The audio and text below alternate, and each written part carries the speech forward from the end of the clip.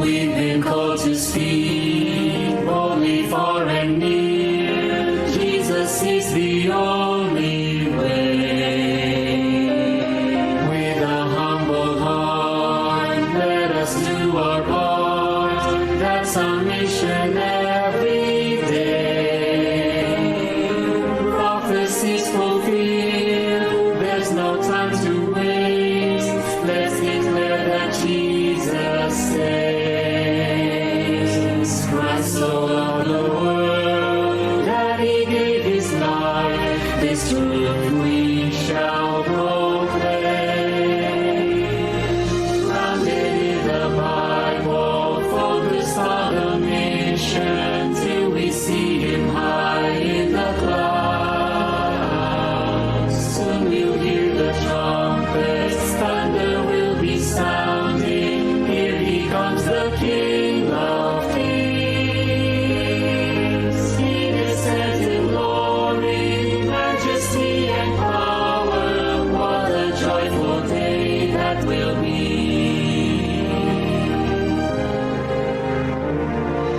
We've been called to pray for the latter rain and to walk in unity. Hand in hand we stand all across the land, reaching for the world to see. He's the great I am, He is Lord of lords, worthy of our highest praise. Wonders will be seen as the Spirit leads, evolving we remain. Grounded in the Bible, focused on the mission, till we see Him high in the clouds. Soon we'll hear the trumpets, thunder will be sounding. Here He comes, the King of Kings. He descends in glory, majesty and power. What a joyful day that will be.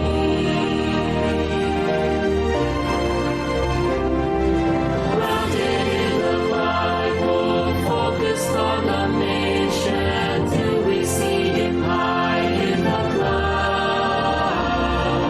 Soon you'll hear the trumpets, thunder will be sounding. Here He comes, the King of Kings. He descends in glory, majesty and power. What a joyful day that will be. He descends in glory, majesty and power. What a joyful day that will be.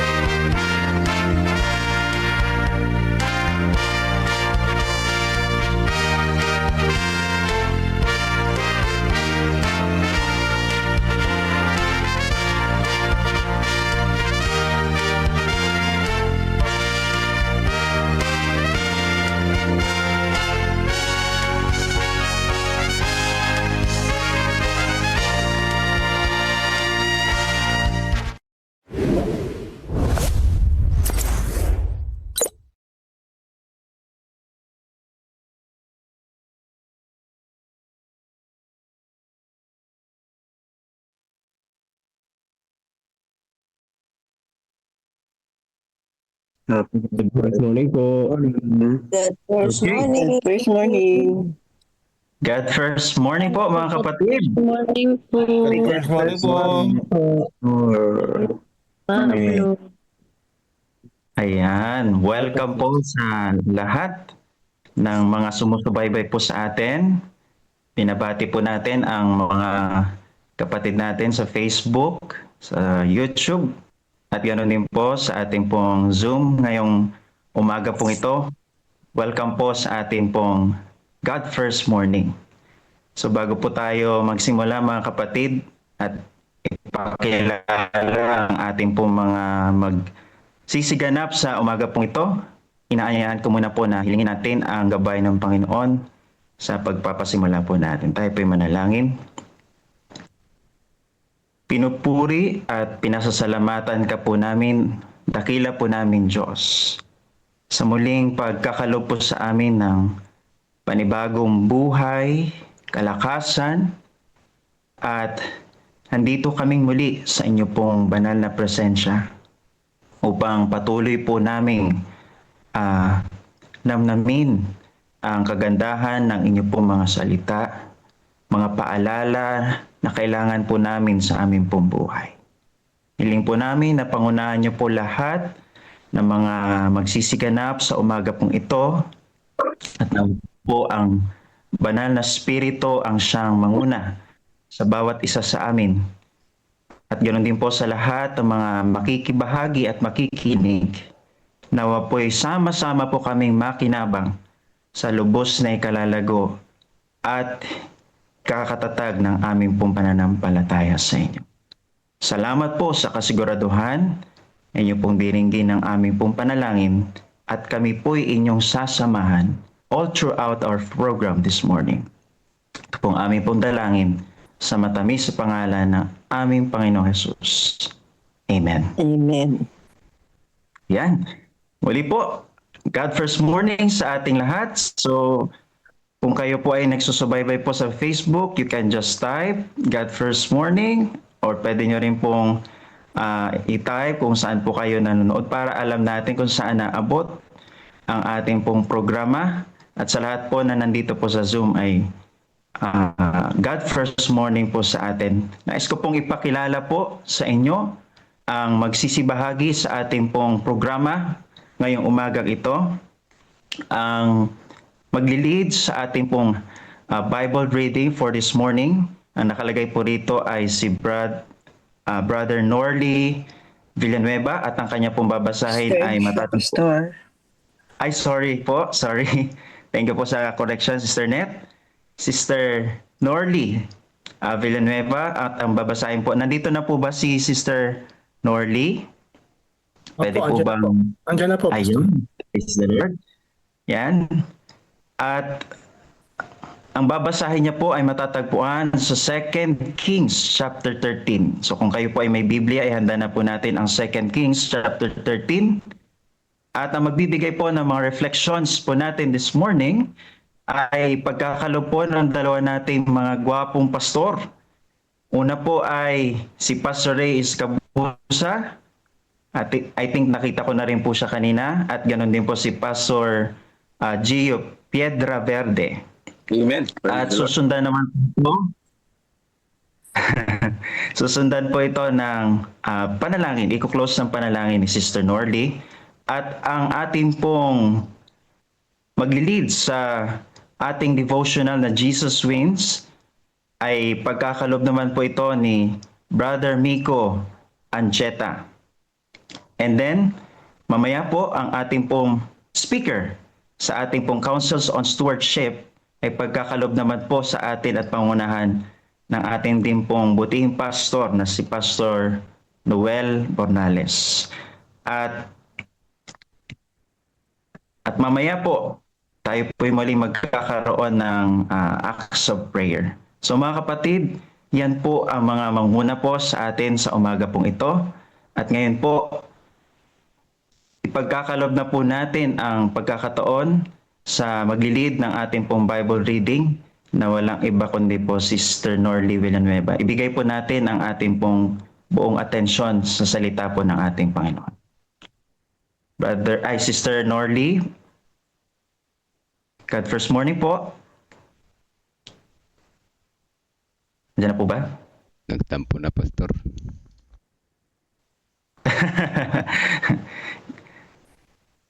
Sorry po, nagkamali po kasi ako ng banggit no? Sister Norly.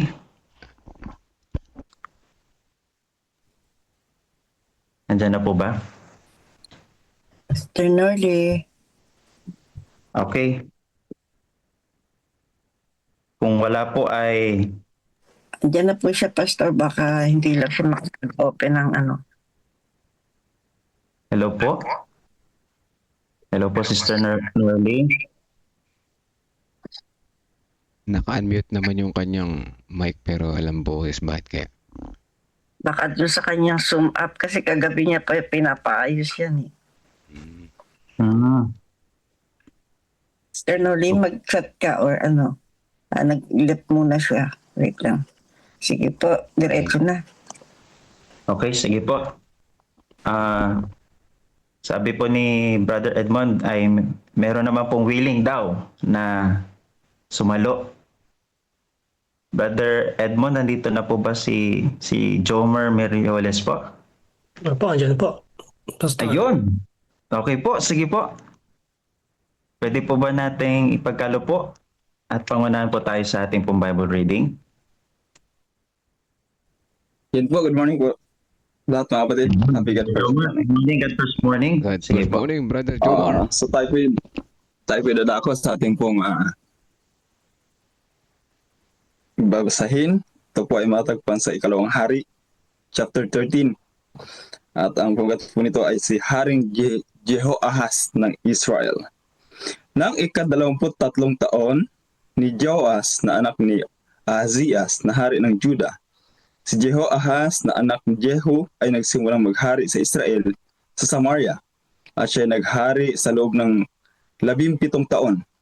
Gumawa siya ng kasamaan sa paningin ng Panginoon at sumunod sa mga kasalanan ni Jeroboam na anak ni Nebat na naging sanhi ng pagkakasala ng Israel.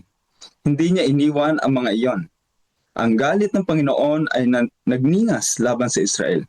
Kaya't paulit-ulit niyang ibinigay sila sa kamay ni Hazael na hari ng Syria at ni Ben-Hadad na anak ni Hazael. Ngunit si Jehoahaz ay nanalangin sa harap ng Panginoon at pinakinggan siya ng Panginoon sapagkat nakita niya ang pagmamalupit sa Israel, kung paanong pinagmalupitan sila ng hari ng Syria. Kaya't binigyan ng Panginoon ang Israel ng isang tagapagligtas at sila ay nakatakas mula sa kamay ng mga. Ang mamayan ng Israel ay nanirahan sa kanilang mga tolda gaya ng dati. Gayunmay, hindi nila tinalikuran ang mga kasalanan ng sambahayan ni Jeroboam na dahil dito ibinunsod niya ang Israel sa pagkakasala, kundi lumakad sila sa mga ito. Ang Asyera ay nanatili rin sa Samaria, kaya't walang naiwan kay Jehoahaz na hukbo na higit pa sa 50 mga ngabayo at 10 karwahe at 10,000 taong lak, sapagkat pinuksa ang mga iyon ng hari ng Syria na gaya ng alabok sa giikan. Ang iba sa mga gawa ni Jehoahaz at ang lahat niyang ginawa at ang kanyang kapangyarihan, di ba nakasulat ang mga iyon sa aklat ng mga kasaysayan ng mga hari ng Israel? Kaya't si Jehoahaz ay natulog na kasama ng kanyang mga ninuno at inilibing nila siya sa Samaria. Si Joas na kanyang anak ang nagharing kapalit niya. Si Haring Jehoahaz ng Israel. Na ika-37 taon ni Joas na hari ng Juda, si Jehoahaz na anak ni Jehoahaz ay nagsimulang maghari sa Israel sa Samaria. At siya ay naghari sa loob ng 16 na taon. Siya ay gumawa rin ng masama. Siya hindi humiwalay sa lahat ng kasalanan ni Jeroboam na anak ni Nebat, na dahil dito ibinunsod niya sa pagkakasala ang Israel, kundi lumakad siya sa mga iyon. Ang iba sa mga gawa ni Joas ay ang lahat niyang ginawa. at ang kanyang kapangyarihan na kanyang ipinakipaglaban kay Amasiyas na hari ng Juda, hindi ba't ang mga iyon ay nakasulat sa aklat ng kasaysayan ng hari ng Israel? At si Joas ay namatay, kasama ng kanyang mga ninuno, at ay naupo sa kanyang trono. Si Joas ay nilibing sa Samaria na kasama ng mga hari ng Israel. Namatay si Eliseo. Nang si Eliseo ay nagkasakit ng karamdaman na kanyang ikinamatay, si Joas na hari ng Israel ay pumunta sa kanya at umiyak sa harapan niya. Ama ko, ang mga karwahe ng Israel at ang kanyang mga ngabayo. Sinabi ni Eliseo sa kanya, kumuha ka ng pana at mga palaso. At siya'y kumuha ng pana at mga palaso. At sinabi niya sa hari ng Israel, ilagay mo ang iyong kamay sa pana. At inilagay niya ang kanyang kamay. At inilagay niya ni Eliseo ang kanyang mga kamay sa mga kamay ng hari. At kanyang sinabi, buksan mo ang bintana sa dakong silangan. At binuksan niya ito. Nang magkagayoy sinabi ni Eliseo, kain mo. At siya'y pumana.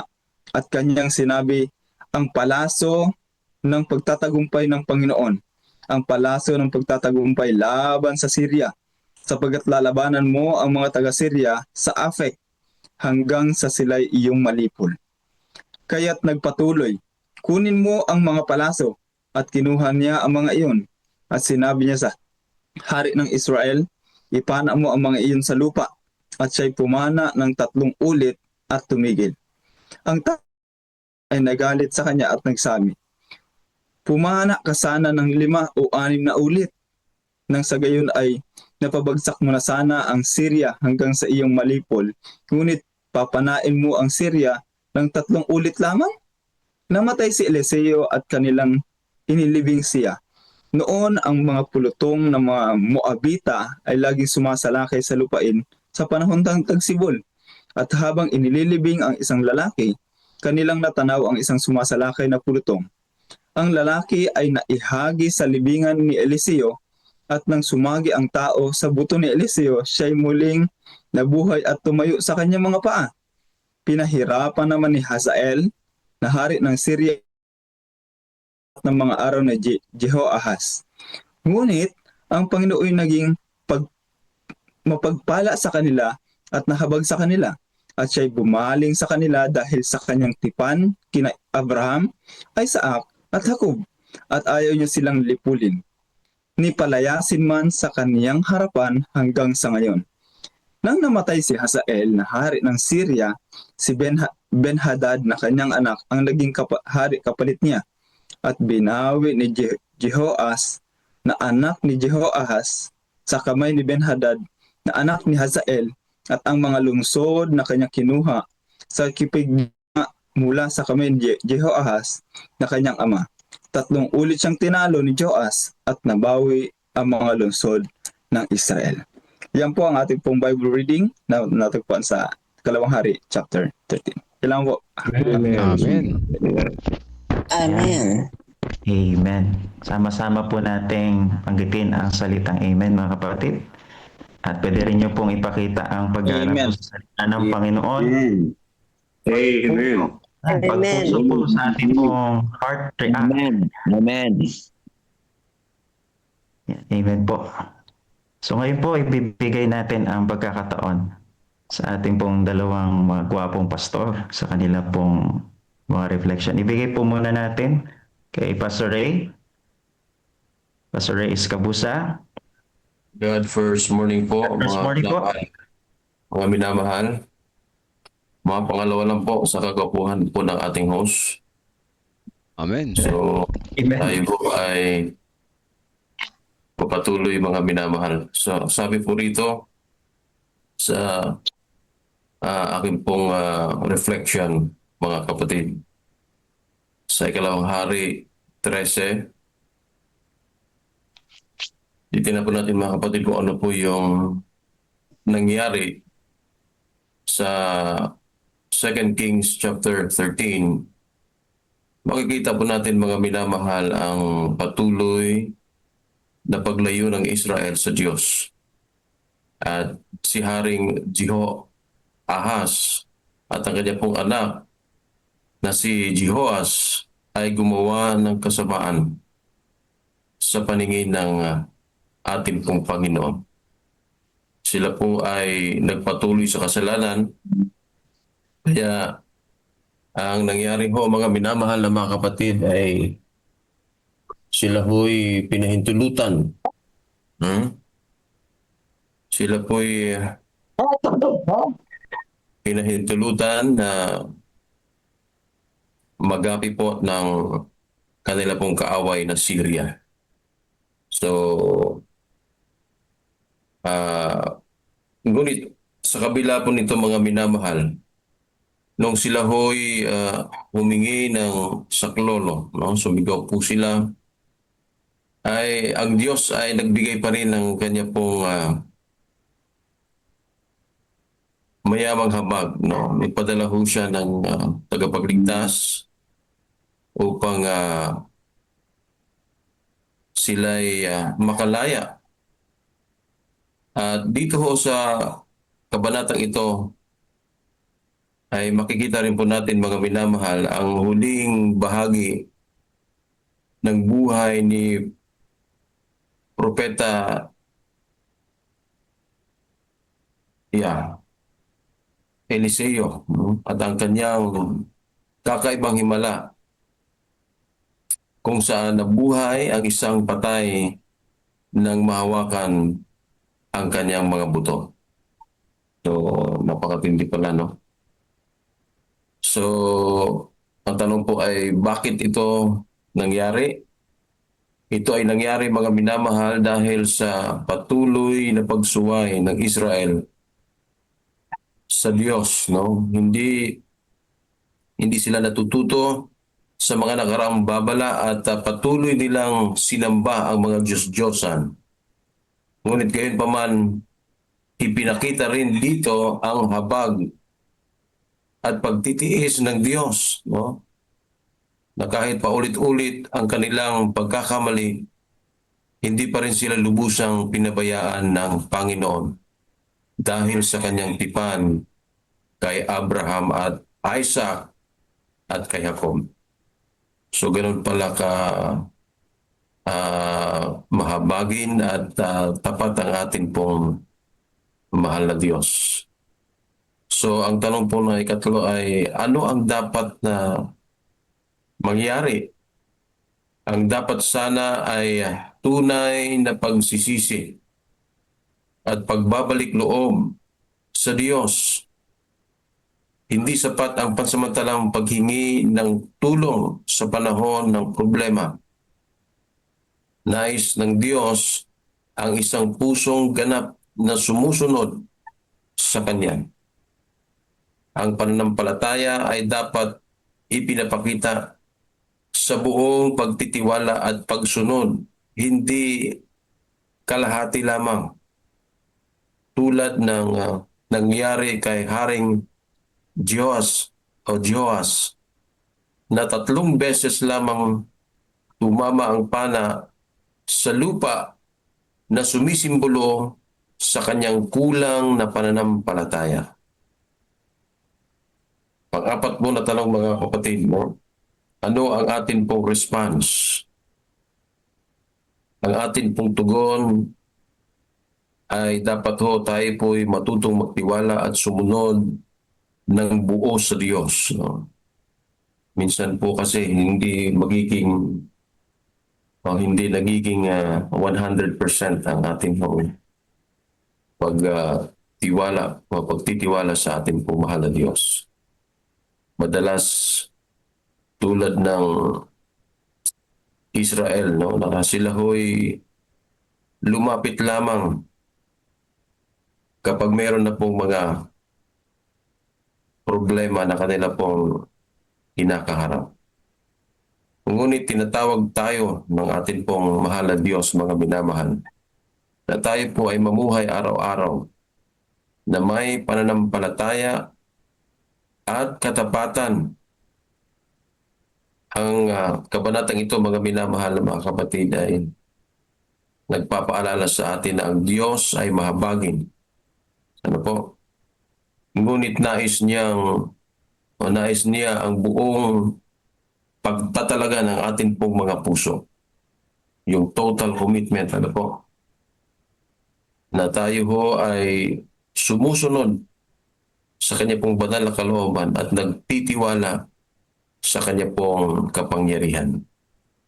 Kaya ang ikalawang hari, Kapitulo 13 ay nagtuturo sa bawat isa sa atin na ang awa ng Diyos ay napakadakila.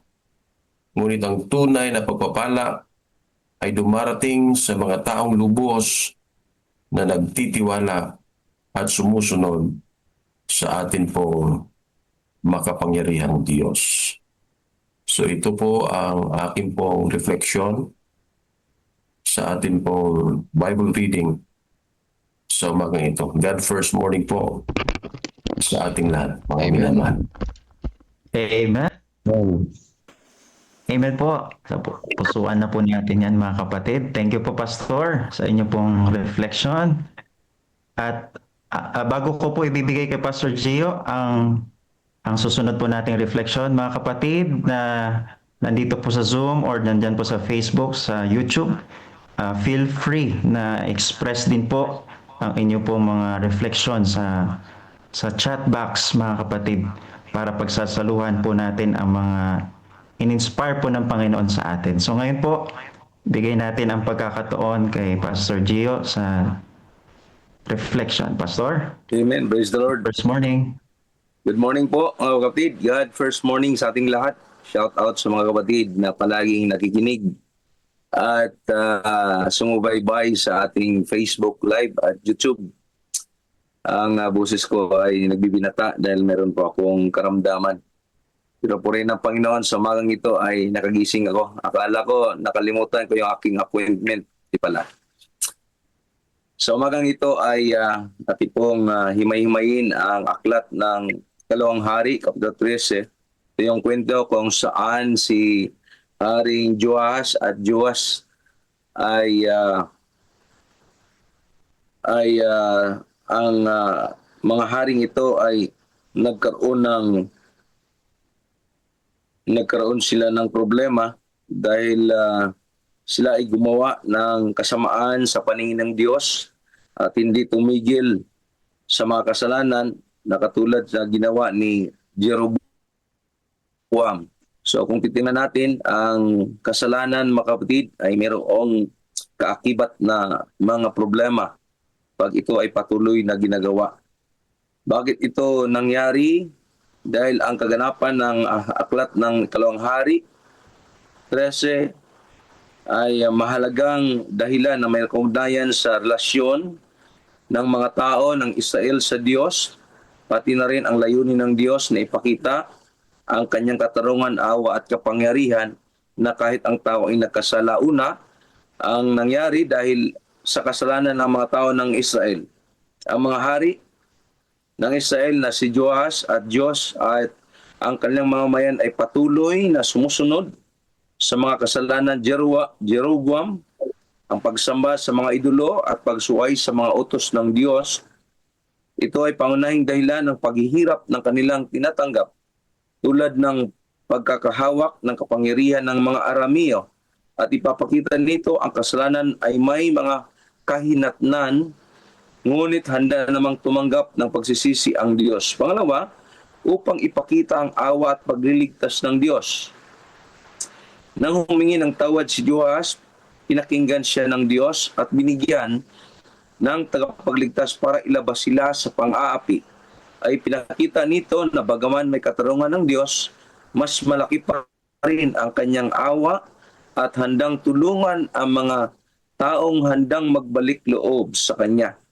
Pangatlo, upang turuan ang aral tungkol sa buong pusong pananampalataya, ang pagpapasigaw kay Haring Joas na hampasin ang lupa gamit ang mga panay, isang simbolikong gawain na sumusubok sa kanyang pananampalataya. Ang kanyang kalahating puso sa pagsunod ay nagdulot ng hindi ganap na tagumpay. Ito ay upang turuan na kailangan ng buong loob na pagsunod at tiwala sa Diyos para makuha ang buong biyaya at tagumpay na alay niya.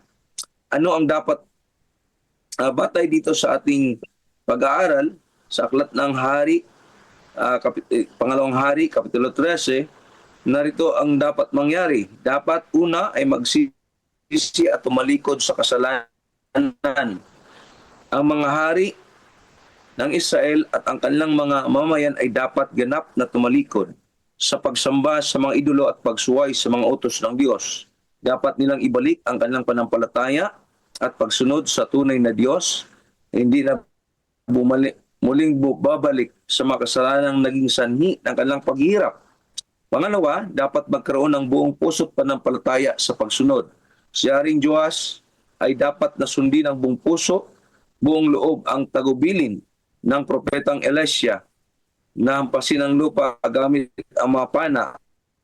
Hindi lamang 3 beses kundi hanggang sa makamit ang ganap na pagtag at kapangyarihan ng Diyos, hindi batay sa kanyang sariling hangganan o kagustuhan.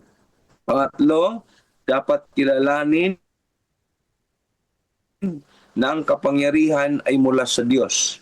Dapat tandaan ng mga tao na ang anumang biyaya ay nagmula lang sa Diyos, hindi sa mga tao o sa mga bagay, kahit na may mga lingkod niya tulad ni Elisha. Ang pag-asa at pagtitiwala ay dapat nakatuon mismo sa Diyos. Pangapat, dapat tanggapin ang katarungan at awa ng Diyos. Dapat tanggapin ng mga tao ang mga kahinatnan ng kanilang mga gawa, ngunit dapat din nilang malaman na handang tumulong ang Diyos sa mga taong tunay na mayroong pagsisisi. Dapat nilang pahalagahan at biyayang ibinigay niya at gamitin ito upang mamuhay ng may katwiran. Sa atin ngayon, ano ang ating response mga kapatid dito sa aklat ng Ikalawang Hari, Kapitulo 13? Una, magsagawa ng tunay na pagbabago ng puso. Tuklasin natin ang mga bahagi ng ating buhay na maaring hindi nakatuon sa Diyos at gumawa ng tahimik ng pagpapasya na tumalikod sa mga ito. Huwag tayong umasa sa mga idolo sa kasalukuyan. Although wala naman yung bilang mga manampalatayang Adventista, wala na nga tayong idolo sa ating tahanan, sa ating simbahan. Ngayon naman, ang idolo natin ay nasa yung ating karangalan, yung ating mga ugali, yung mga bagay na naging mas mahalaga kaysa Panginoon. Ito ay kailangan nating ibalik ang pagtitiwala at pag-asa sa ating Diyos. Pangalawa, ang na-response ng ating babasahin sa mga ito ay magsagawa ng buong pusong pagsunod. Kapag may mga patnubay o hamon mula sa Diyos sa pamagitan ng banal na kasulatan o sa pananampalataya o sa ating paglilingkod, sundin natin ito ng walang pag-alinlangan. So, walang doubt mga kapatid. Huwag tayong magtitimbi sa pagtupad sa kanyang mga plano dahil ang kalahating pusong pagsunod ay maaring makahadlang sa buong biyayang inalay niya sa atin. So, hindi pala kalahati ang ating pagsunod sa Diyos, hindi 1/4, kundi buong pusong pagsunod. Mga kapatid, tandaan po natin na ang pagsunod sa Panginoon ay hindi lang kalahati, hindi 3/4, hindi 1/4, kundi buong pusong pagsunod sa Diyos. Pangatlo ay ang response natin dito ay itatag ang ating pagtitiwala sa Diyos lamang. Alalahanin natin na ang lahat ng kapangyarihan, lahat ng lakas at lahat ng pagtatagumpay ay mula lang saan? Sa ating Panginoon. Huwag tayong umasa sa sariling kakayanan or sa ibang tao o sa mga material na bagay. Kahit na may mga taong nagbibigay ng patnubay sa atin, tandaan natin na ang pinagbabatayan ng lahat ay ang Diyos mismo. So wala nang iba. Huwag tayong umasa sa mga hindi ayon sa plano o kalooban ng Diyos. Minsan daw ay tayong mga tao, ang response natin ay umasa tayo sa mga bagay na ating nakikita, o umasa tayo sa ating sariling kakayanan dahil iniisip natin na tayo ay mas makapangyarihan kung hindi tayo nagtiwala sa Diyos. Kaya sabi dito, ang itatag natin ang ating pagtitiwala ng buong puso sa Diyos lamang, wala nang iba.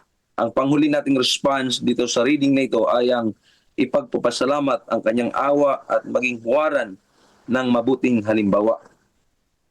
Tanggapin natin ang kanyang pagpapatawad, ang kanyang pagliligtas, at gamitin ang makarasang ito upang tulungan ng iba na makilala rin ang kanyang kabutihan. Ibahagi natin ang mga aral na tutunan natin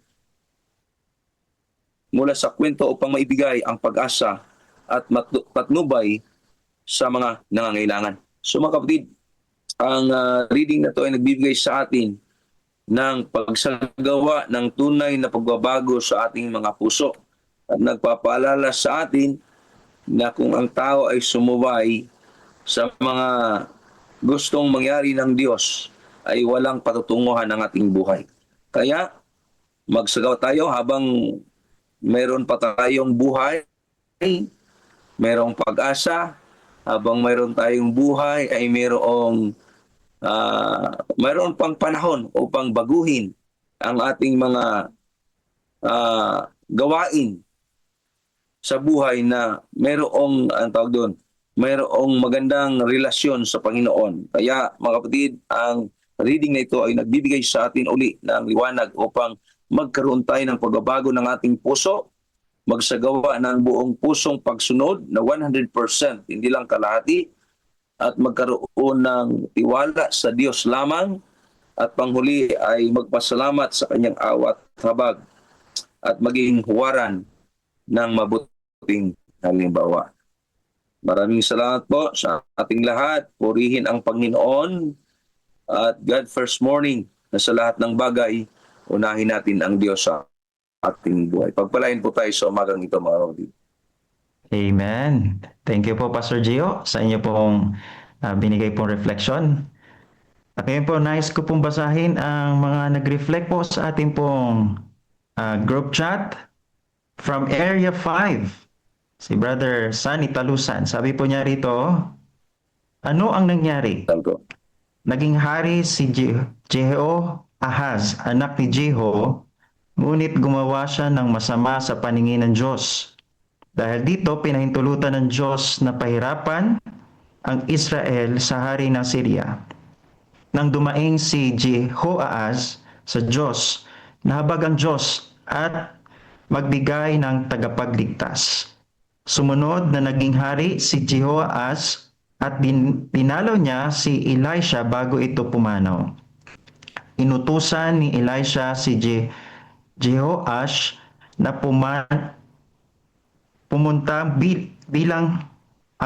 bilang tagumpay laban sa Syria, ngunit 3 beses lamang siya pumana. Bakit nangyari? Dahil sa patuloy na kasalanan ng Israel, ginamit ng Diyos ang Syria na disiplinahin ang Israel, na kahit makasalanan ang Israel, pinakinggan pa rin ng Diyos ang kanilang daing. Ano ang dapat mangyari?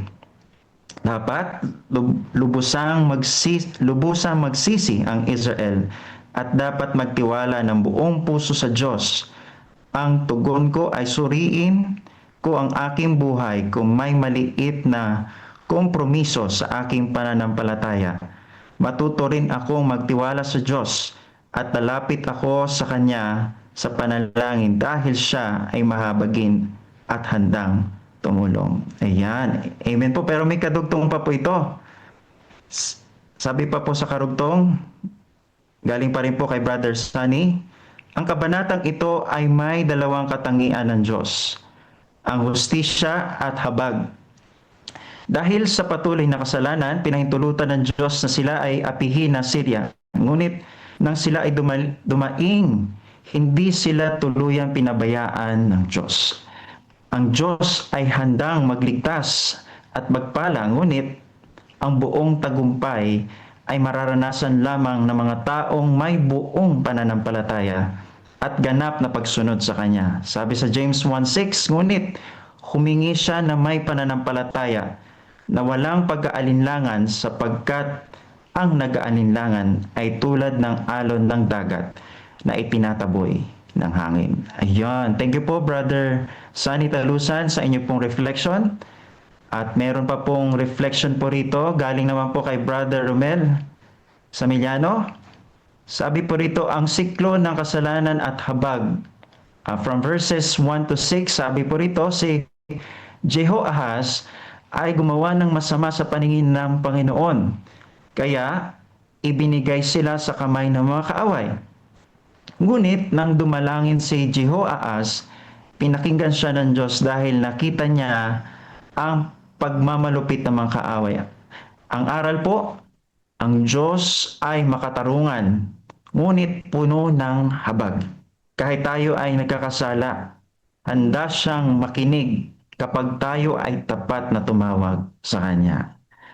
At ang kadugtong pa po, ang ikalawang hari, chapter 13, ay nagpapaalala sa atin na huwag abusuhin ang habag ng Diyos, gaya ng ginawa ng Israel, at manampalataya ng buong puso, gaya ng kulang na pananampalataya ni Joash. Ang Diyos ay tapat at ang Kanyang kapangyarihan ay laging handang tumulong sa mga naghahanap sa Kanya. Ang hamon po na nais pong iwan po sa atin, sa iyong buhay ngayon, sapat ba ang iyong pananampalataya? O limitado lamang ito gaya ng 3 hampas na pana ni Joas? Manalangin para sa mas malalim na pananalig. Iyan. Amen po, Brother Romel. Napakaganda po ng inyong pong reflection. At meron din po, galing din po kay Brother Jomar sa nagbasa po na ating pong reading. Sabi po niya rito, sa proportion ng sigasig at pagtsatsaga na ipinakita sa pagpapatuloy ng gawain, ay ibibigay ang tagumpay. Makakagawa lamang ang Diyos ng mga himala para sa Kanyang bayan habang ginagampanan nila ang kanilang bahagi ng walang kapagurang lakas. Na may walang kapagurang lakas. Tumawag siya ng mga taong may lubos na pagtatalaga sa Kanyang gawain. Mga taong may moral na tapang, may nag-aalab na pag-ibig para sa mga kaluluwa, at may sigasig na hindi kailanman humihina. Ang ganitong mga manggagawa ay walang gawaing ituturing na napakahirap. Walang pagkakataong isipin na wala ng pag-asa. Magpapatuloy silang maglingkod ng walang panghihina ng loob hanggang sa tila pagkatalo ay maging isang maluwalhating tagumpay. Happy God First Morning. Thank you, Brother Jomar, sa iyo. Din po, galing kay Brother Rizalino Erilla. Ayan, God First Morning po, Brother Rizalino. Ang kanya pong reflection, ano ang nangyari? Paulit-ulit na kasalanan ng bayan ng Diyos at di na natuto sa karanasan ng kanilang mga pioneer. Bakit ito nangyari? Para sa ating inabutan ng huling panahon. Ano ang dapat nating gawin? Obey what thus said the Lord. Unreservedly surrender our life fully, decidedly give our loyalty to God 100%, not 50-50 or half bentis na ating nakasanayan. Ayan, thank you po, Brother Rizalino, sa inyo pong reflection. Ayan, pusuan po natin yung ating po mga reflection po na ito. Meron pa po ba na gustong mag-reflect? Siguro po ay pwede pa po ng kahit po isa, kung meron pa man po na gusto po magsalita at i-share po ang kanya pong reflection. Pastor Meron pa po Seth, ba pwede mga ba ako kapatid? yan? Ayun, sige Brother Melvin. Sige po. Salamat po. Sige po natin pagkakataon kay Brother Melvin. Binaba ko yung kamay ko kasi halos na yung sinabi ni binasa nyo kay Brother Romel halos parehas, pero sige lang, itutuloy ko na rin.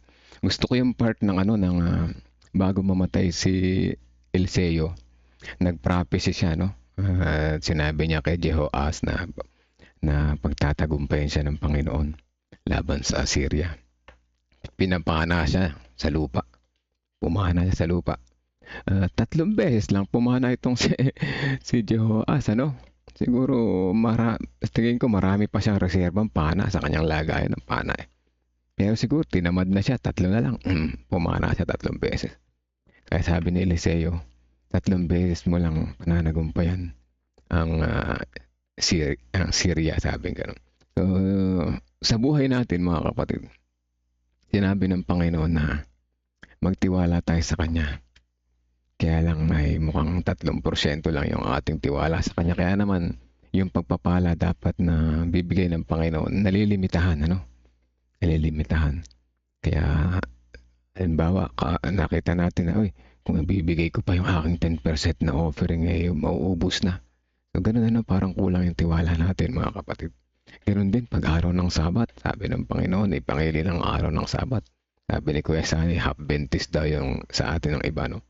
Hindi natin ibinibigay yung mararapat na para sa Panginoon, ano? Hindi tayo nagtitiwala ng buo sa Kanya. Kaya naman yung pagpapala ay nalilimitahan, mga kapatid, ano?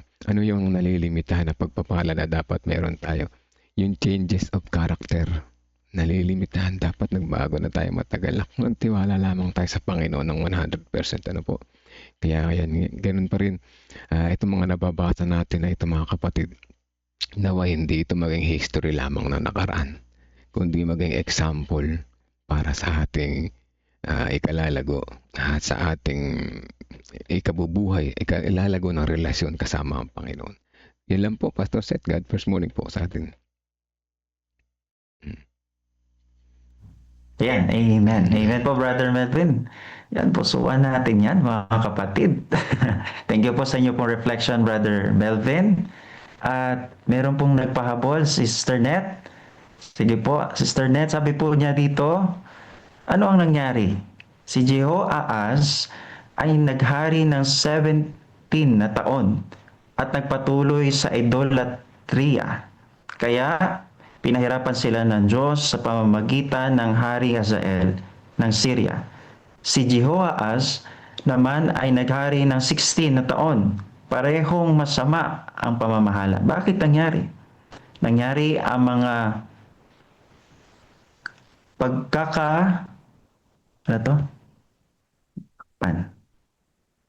pagkakapahamak dahil sa paulit-ulit na kasalanan at idolatria ng Israel laban sa mga utos ng Diyos na humantong sa kanyang galit at parusa sa pamamagitan ng kaaway. Ano ang dapat mangyari? Dapat ay lubos sa magsisi at magbago ang bayan mula sa idolatria upang hindi na dumating ang parusa at makamit ang buong pagpapala ng Diyos. Ayan, thank you po Sister Net sa inyo pong reflection. Mga kapatid, salamat po sa inyo pong pakikibahagi. Baka meron pa po. Pero dahil I think oras na po para tayo ay move forward sa ating pong susunod na bahagi. Andito na po ba si Brother Miko? Mag-ready na po si Brother Miko at Hello. tayo po ay pangunahan na po ngayon sa closing prayer ni Brother Jomar. Brother Jomar, pwede niyo po bang i-close po ang ating pong Sige po. sharing sa prayer? Thank you po. Tayo po ay manalangin, mga kapatid. O mapagmahal, dakila po namin Diyos na ang tahanay nasa mga. Tunay nga po, Panginoon, na sa umagang ito, inyo po kaming ginising at tunay na inyo pong paikisama ang aming pong naranasan. Napakasarap maranasan, Panginoon, na sa pagdilat ng aming pong mga mata, ay kayo ay ang una naming makausap at makasama. O kay sarap sa pakiramdam mo, Diyos. Salamat po sa inyo pong pinaparana sa amin na kasiyahan at pag-asa sa bawat umaga na kami po ay nagigising, na kami po ay nakakapakinig ng inyong pong pabalita, ng inyong pong mensahe, paalala at pag-asa na pinagkakalob sa amin. Salamat o Diyos na sa umagang ito, sa una pa lamang na pagbabasa namin ng aming pong Bible, ito ng pag-asa at ng inyong pong paalala sa bawat isa po sa amin. Na gaya nga po nangyari doon sa mga hari na bagamat sila po ay nagkasala, ngunit ang inyong pong ahabag, inyong pong pag-ibig ay patuloy na nariyan. Gaya din naman po namin, O Diyos, na kahit po sa araw-araw ng aming pamumuhay, na kayo po ay nakakasala. Kayo po ay tapat at inyo po pag-ibig palagi nariyan. Basta't kami po, Panginoon, ay lumapit at humingi ng tawad sa mga kasalanan. Salamat po sa katagumpayan ng Diyos na kapatid namin na ang mga pagsubok sa aming buhay, mga karanasan, mga papait na karanasan, O Diyos, ay hindi namin kaya. Hindi po namin ito mapapagpanagumpayan sa aming sarili. Ngunit, kung kami po ay palagi pong nakakonekta sa inyo at nananampalataya at nagtitiwala sa inyo, ang katagumpayan ay 100% po ipagkakaloob sa aming Panginoon. Salamat po sa inyong pong pag-ibig. Salamat po sa inyong pagpapatawad sa ipong mga kasalanan. At sa aming pagpapatuloy sa umagang ito, nawa ang aming dalangin, patuloy nawa ang inyong pong pakikisama ng banal na Espiritu aming maranasan. Gabayan ang mga susunod mga participants na kami po ay matapos at mabusog sa iyong pong mga salita. Panginoon, ang lahat po ito ang minihiling at dinadalangin. Kalakip ang kapatawaran sa mga pagkulang pagkasala sa iyo. Sa pangalan po ng aming pong tagapagligtas na si Jesus. Amen at amen. Amen. Amen. Amen. Amen. Pagkatapos bumalik ni Jesus sa langit, naiwan sa kanyang mga alagad ang dakilang tungkulin na dalhin ang ebanghelyo sa buong mundo. Puspos ng banal na espiritu, ang mga lalaki at babaeng ito ay buong tapang at kapangyarihan na ipinangaral ang mensaheng kanilang natanggap at abutin ang lahat ng sulok ng mundo. Ngunit hindi ito nangyari nang walang matinding pagtutol. Una mula sa mga Hudyo at pagkatapos mula sa pamahalaang Romano. Maraming Kristiyano ang nanatiling tapat hanggang kamatayan. Tiniis ang pagpapahirap at kahihiyan sa harap ng mga masayang manood sa Circus Maximus at Colosseum sa Roma at sa buong imperyo. Gayunpaman, ang dugo ng mga martir ay naglatag ng daan para lalo pang lumaganap ang ebanghelyo. Pagkalipas ng mga taon ng pag-uusig ng mga emperador ng Roma, isang emperador na nagngangalang Constantine ang nagpahayag ng kanyang pagtalima sa Kristyanismo noong 312 AD. Naging tanyag ang Kristyanismo, ngunit kasabay nito ay pumasok din sa simbahan ang maraming paganong kaugalian at simbolo, lalo na sa Roma. Ang obispo ng Roma ay unti-unting nagkaroon ng higit na kapangyarihan at autoridad at nagsimulang tutulan at usigin ang mga taong kumikilala kay Jesus lamang bilang ulo ng iglesia at tumatanggap sa Biblia lamang bilang pinakamataas na pamantayan ng katotohanan. Upang makatakas sa lumalalang pag-uusig, ang tunay na bayan ng Diyos ay umatras patungo sa mga liblib na lugar ng Europa. Sa hilagang Italia, ang mga Waldenses ay nagtago sa mga kabundukan. Marami ang pinatay ngunit patuloy na nagningning ang liwanag sa kadiliman sapagkat ang Diyos ay nananatiling may kontrol. Siya ay nagbangon ng mga lalaking tulad ni Wycliffe, Hus, Tyndale, Luther, Calvin at Zwingli upang tumindig para sa katotohanan. Ipinaglaban nila ang Biblia lamang, pananampalataya lamang, at si Kristo lamang. Noong 1798, sa katuparan ng propesiya sa aklat ni Daniel, ang kapangyarihang panrelihiyon at pampolitika ng simbahang Romano ay pansamantalang nabawasan nang alisin ni General Berthier si Pope Pius VI sa kanyang trono. Kasunod nito, nagkaroon ng malaking pagkagising sa interes tungkol sa mga propesiya ni Daniel at marami ang naniwalang malapit nang bumalik si Jesus. Sa Estados Unidos, pinangunahan ng Baptist preacher na si William Miller kasamang daang-daang ibang tagapangaral ang pagtuturo tungkol sa pagbabalik ni Kristo noong 1844. Subalit nang hindi bumalik si Jesus noong 1844, masusing pag-aaral ng Biblia ang nagbigay liwanag sa isang maliit na grupo na ang ministeryo ni Kristo sa makalangit na santuaryo ang dahilan ng kanilang matinding kabiguan. Natuklasan nila sa Biblia na ang ikapitong araw ay Sabat na itinalaga ni Jesus para sa kanyang bayan.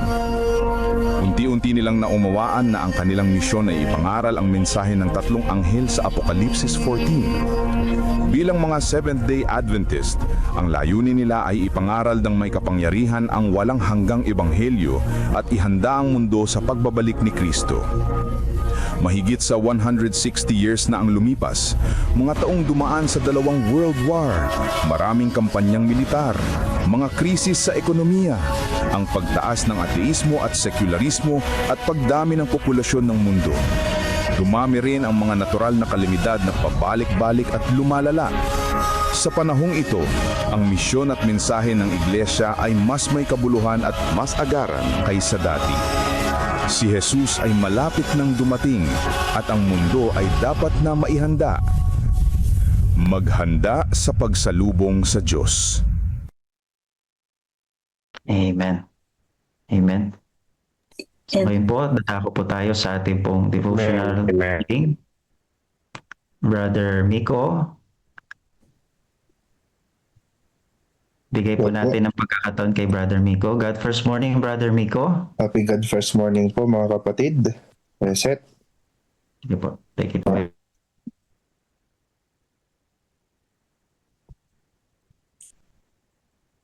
Happy birthday po sa mga may birthday mga kapatid. Ang ating lesson ngayong umaga sa ating devotional na Jesus Wins by Elizabeth Vieira Talbot, Marso 8, ang kanyang kinakailangan. Sabi ho sa Mateo 16:23, "Luyan mo ako sa panas, sapagkat hindi mo iniisip ang mga bagay ng Diyos, kundi ang mga bagay ng tao."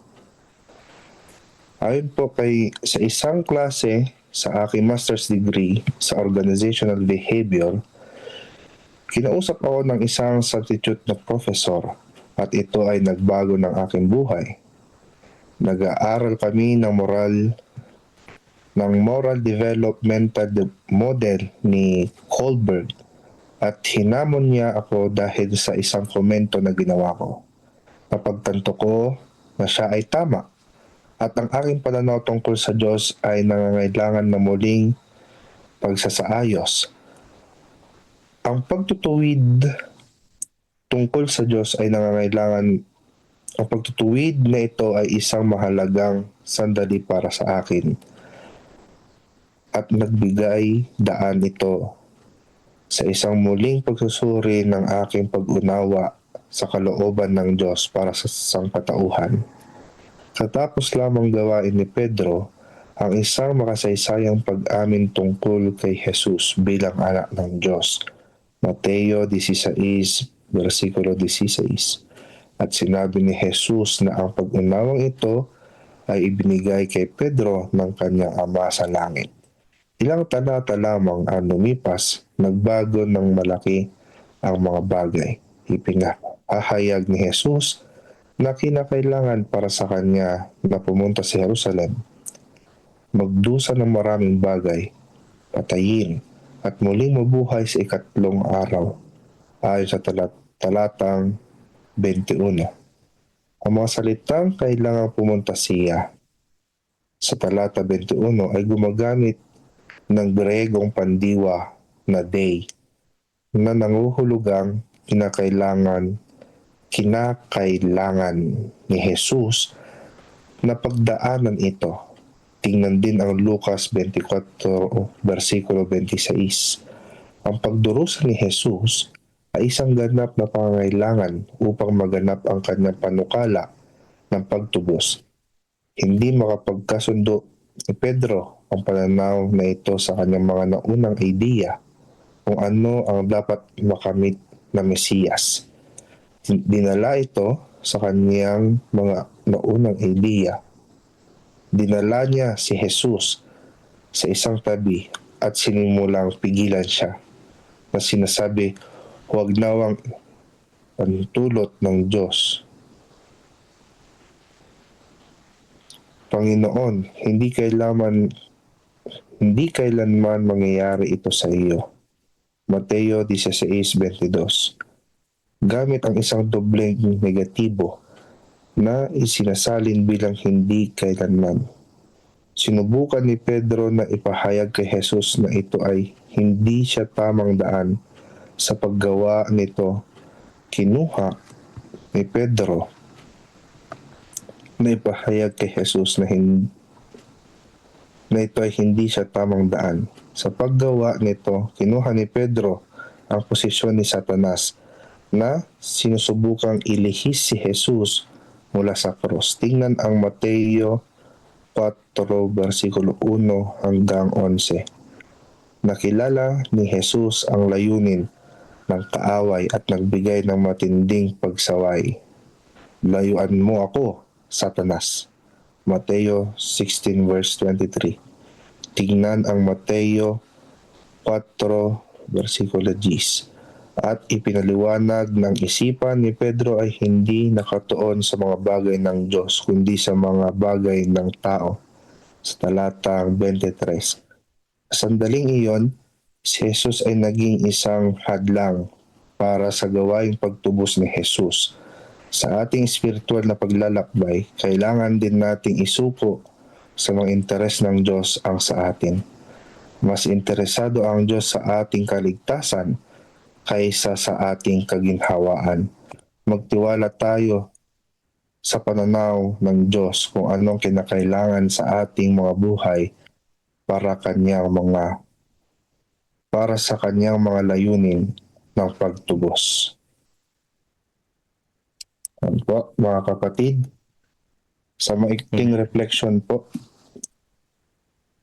ay ang ating nabasa, mga kapatid, ay nagpapaalala na ang kalooban ng Diyos ay hindi laging naayon sa kaginhawaan ng tao.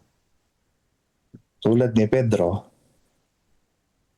minsan ay iniisip natin ang pansariling kapakanan kaysa sa layunin ng Diyos. Ngunit ipinapakita ni Jesus na ang pagsunod sa plano ng Diyos Ama, even through sacrifice, ay bahagi ng gawain ng kaligtasan. Bilang mga mananampalataya, mga kapatid, kaya tawag tayong ituon ng ating isip sa mga bagay ng Diyos at magtiwala sa kanyang plano, sapagkat ito ang magdadala sa atin sa tunay na kaligtasan. Ito po ang aking refleksyon, mga kapatid. Okay, thank you, Brother Miko. So, meron po bang gusto mag-share ng reflection? Kung wala na po, ay you can close it with the prayer, Brother Miko. Salamat po sa pag-lead niya po sa atin pong devotional. Let's pray. Ama naming Diyos sa langit, salamat po sa inyong salita na gumagabay sa aming buhay. Tulungan mo po kaming maunawaan at sundin ang iyong kalooban kaysa sa aming sariling kagustuhan. Linisin mo ang aming isip kapag itoon ang mga bagay na mula sa inyo. Naway maging tapat kaming tagasunod ng aming Panginoong Hesus araw-araw hanggang sa iyong pagbabalik. Ito pong aming dalangin sa matamis na pangalan ng aming Panginoong Hesus. Amen. Amen. Amen.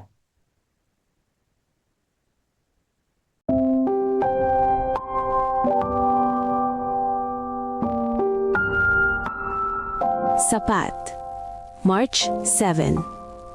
Offertory Reading Devotional.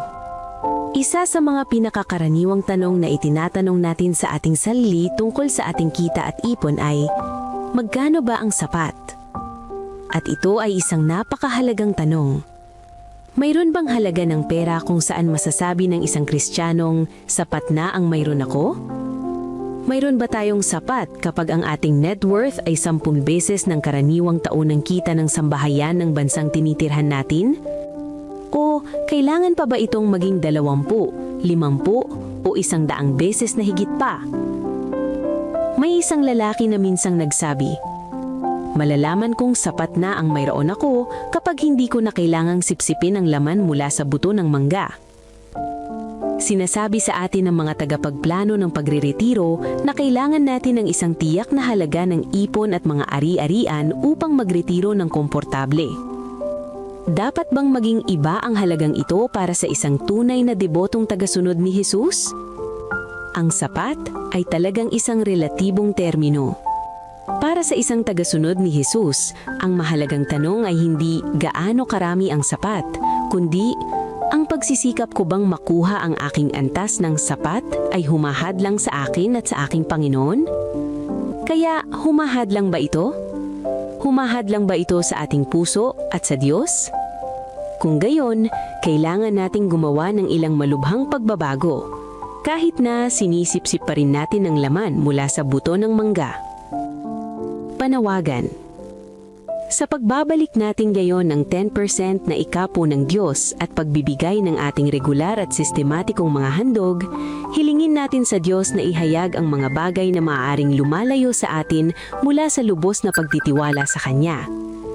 Mamuhay tayo ng may karunungan at laging alalahanin at kumilos sa paniniwala na si Jesus ay laging sapat. Salamat sa inyong matapat na pagbibigay ngayon. Sa pagbabalik natin ng ating mga ikapo at pangakong handog, ay ilagay natin sa huli ang ating mga hangarin at unahin ng Diyos. Amen. Amen. Amen. Thank you, Brother Melvin. Sarap kaya Thank you ng po sa umaga. Thank you po sa inyo sa video po na yan, Brother Melvin. Okay pa po ba tayo dyan, mga kapatid? Tayo Okay po na ba okay, ay Pastor. masaya at masigla pa rin po sa ating pong kinalalagyan?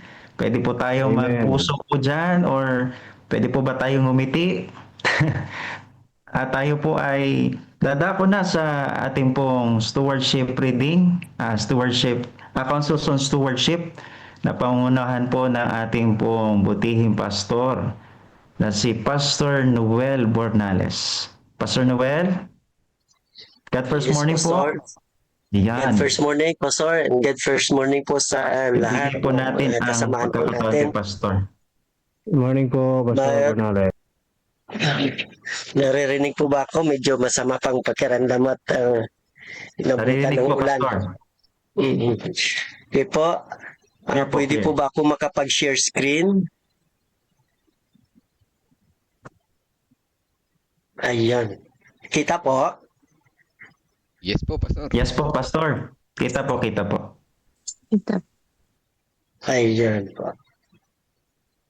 Okay po, ang ating pong reading po mga kapatid ay matatagpuan sa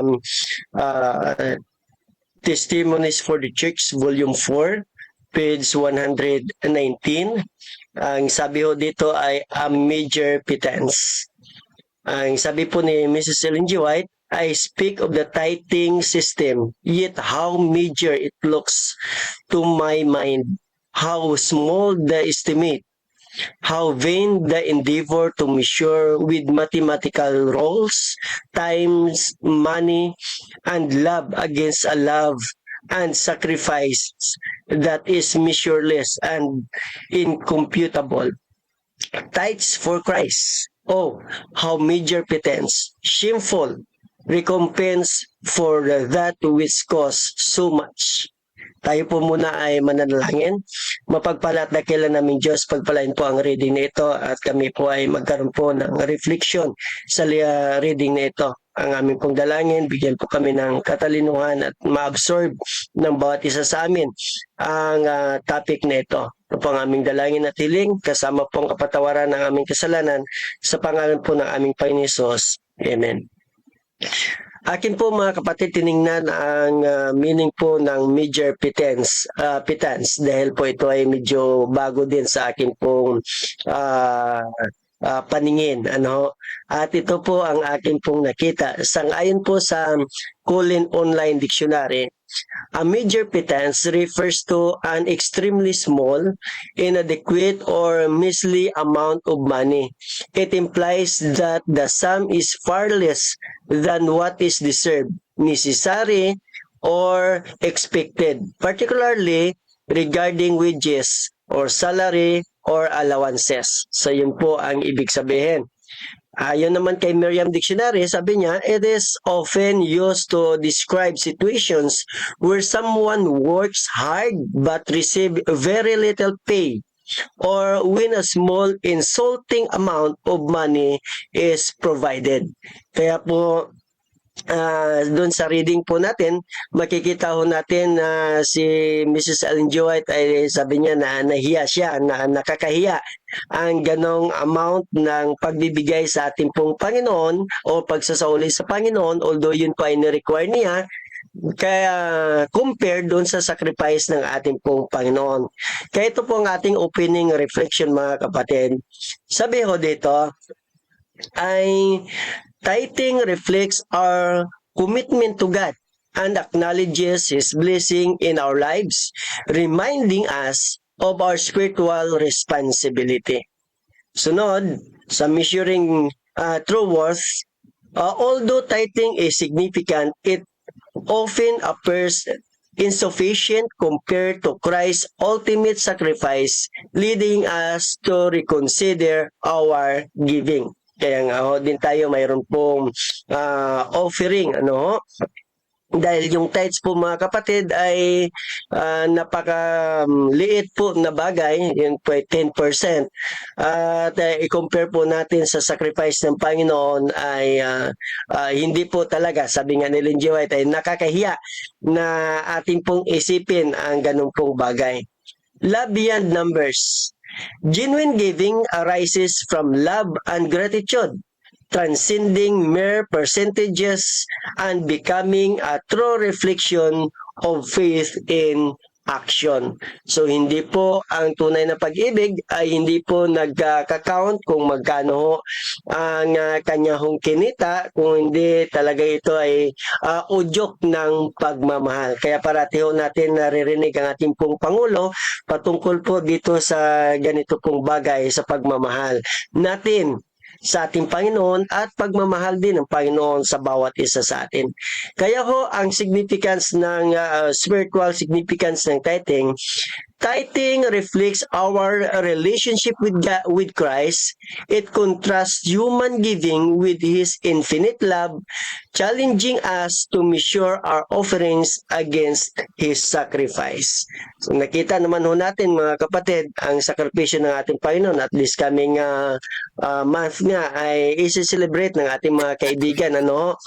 Igugunita muli ang sakripisyo ng ating pong Panginoon. Kaya, atin naman pong alam itong biblical foundation ng tithing na si Abraham, sangayon sa Genesis chapter 14 verse 20, hinighlight dito doon sa kanyang pag-tithes kay Melchizedek, showing his recognition of God's sovereignty and the spiritual act of giving. At ang tithes, sangayon po sa Leviticus chapter 27 verse 30, state that the tithes is holy to the Lord, emphasizing its sacred purpose and the need for reverent giving. At sangayon din naman sa Malakias 3:10 about sa pangako ng Panginoon, assures that faithful tithing bring blessings, reinforcing the connection between generosity and God's abundant provision. So yun po, mga kapatid, ang ating pong makita sa biblical foundation ng tithes. Kaya ho, ang ating po reflection sa sacrifice ay sabi si Ellen G. White po nag-emphasize na the limitation of tithing comparing it to Christ's profound sacrifice, urging us to give with love and sincerity. So yun nga po, na hindi po natin basta lang dinudukot sa ating pong bulsa doon sa mga offering, although ang 10%, ang tithes ay talagang nandiyan na yon, pero yung offering, mga kapatid, ay hindi lang ho natin basta binubunot sa ating bulsa, ngunit ito ho ay sabi nga, sistematiko ho natin itong binibigay mga kapatid. Dahil po, yun din po ang emphasize ni Mrs. Ellen G. White na dapat po ay ito inuudyukan ng ating pong pag-ibig sa ating pong Panginoon, ng sakripisyo ng ating pong Panginoon sa bawat isa sa atin. Kaya, sa pagpapatuloy po natin mga kapatid, contrasting human giving and divine and divine love. Measurable offerings. Tithing represent our finite contribution, limited by human understanding, often qualifying love or quantifying love and sacrifice in tangible form like money and time. Pero, kung ating pong makikita ang ating pong Panginoon na infinite grace, in contrast, Christ's love is immeasurable, extending beyond calculation, illustrating a depth of sacrifice that cannot be confined to mere numbers. So yun po ang pagkakaiba ng human at saka ng ating pong Panginoon, na hindi po talaga natin kayang bayaran ang ating pong Panginoon mga kapatid. Kaya makikita ko natin na ang hindi po ma-measure na pag-ibig ng ating pong Panginoon sa magitan ng kanyang sakripisyo, ay makita ko natin na siya po ay nagkatawang tao at siya po ay na-crucified, reveal the depth of His love, highlighting the immeasurable value of our redemption and His sacrifice. Yun po ang isa sa pinakamagandang ginawa ng ating pong Panginoon. Kaya ang aking pong self-reflection dito mga kapatid ay at sa atin, bawat isa sa atin, magkaroon tayo ng reflection dito sa katanungan. Sabi nga ho dito, take a moment to reflect deeply on your motivation for giving. Are your contribution driven by love or merely a sense of duty? Ito po ang pagbulay-bulayan ng bawat isa sa atin. Atin po bang contribution, yung atin po bang offering, or ang atin din po bang tithes ay pinapakilos lamang o pinapakilos ng pag-ibig or pinapakilos lamang ng ating pong sense of duty.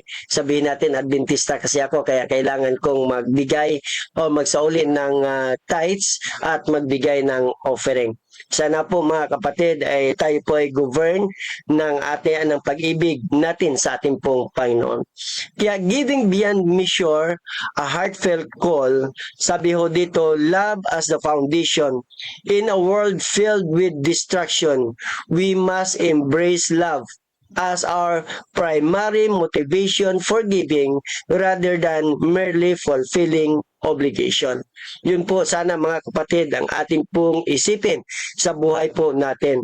Kaya po ang symbolism po ng tithes mga kapatid ay tithing serves as a symbol of our devotion, yet Christ's immeasurable love urges us to embrace generosity beyond mere number. Yun po ang ating pong tandaan mga kapatid. At dito po sa ating pong final reflection na embracing generosity together, let us give with hearts full of love and gratitude, recognizing Christ's sacrifice and encouraging each other to live generously and faithfulness. Mga kapatid, ito pong short na pagpapahayag ng salita ng ating pong Panginoon sa magitan po ni Mrs. Ellen G. White. Ay nawa po magkaroon po tayo ng sense of love and sacrifice sa ating pong Panginoon sa pamagitan nating pagsauli ng tithes at gayon din siyempre sa pamagitan po ng ating pong pagbigay ng ating pong offering para po maramdaman din natin, maranasan natin ang dakilang pag-ibig ng ating pong Panginoon ma-experience mo natin sa buhay po natin din ang sakripisyo na hindi man natin makayang tumbasan ang sakripisyo ng ating pong Panginoon. Ngunit magiging kabahagi tayo sa sakripisyo ng ating Panginoon. Muli, happy God first morning sa ating lahat. Pagpalain kayo ng ating Panginoon. Amen. Amen po. Amen po ba mga kapatid? Kaya say amen? Amen. Ayan. Amen po. Thank you po, Pastor Noel, for sharing that wonderful message para po sa ating lahat. Sa mga gusto po mag-reflect, kung meron pong gusto mag-reflect, feel free po, ay meron pa naman po tayong oras para po mag-reflect. Nais ko pong basahin po ang shinare po dito ng ating pong kapatid na si Brother Romel. Sabi niya po rito, ang meager pittance sa Tagalog ay maaring isalin bilang maliit na halaga, kakarampot na abuloy, kakaunti o dukha. Tumutukoy ito sa napakaliit na halaga na pera o tulong na kadalasang iniugnay sa pagbibigay ng isang taong mahirap pero bukal sa loob. Sabi dito sa karugtong, at siya'y naupo sa tapat ng kabangyaman at pinagmasdan kung paano ang paghuhulog ng karamihan ng salapi sa kabangyaman. At maraming mayayaman ang naguhulog ng marami. At lumapit ang isang dukhang babaeng bao at naghulog ng 2 lepta na may halagang 1 beles. At tinawag niya ang kanyang mga alagad at sinabi sa kanila, katotohanang sinasabi ko sa inyo, na ang dukhang babaeng ito ay naghulog ng higit kaysa sa lahat na naghulog sa kabangyaman, sapagkat silang lahat na nangaghulog sa kanila ng labis, datapwat siya sa kanyang kasalatan, ay inihulog ang buong nasa kanya, sa makatuwid bagay ang buong kanyang ikabubuhay. So yan, napakaganda po. Meron pa pong kadugtong ito. Sabi na 2 Corinto chapter 8 verse 12, kung kusa ang pagbibigay, tatanggapin ng Diyos ang inyong alay ayon sa inyong kakayanan. Hindi ayon sa wala. Hindi ayon sa wala sa inyo. Ipinapakita nito na ang maliit na abuloy mula sa tapat na puso ay tinatanggap ng Diyos. Amen. So thank you po Brother Romel sa karagdagan po at reflection sa ating pong mensaheng tinatalakay ngayon. Meron pa po ba na nais pong mag-reflect sa ating pong message ngayong umaga, mga kapatid?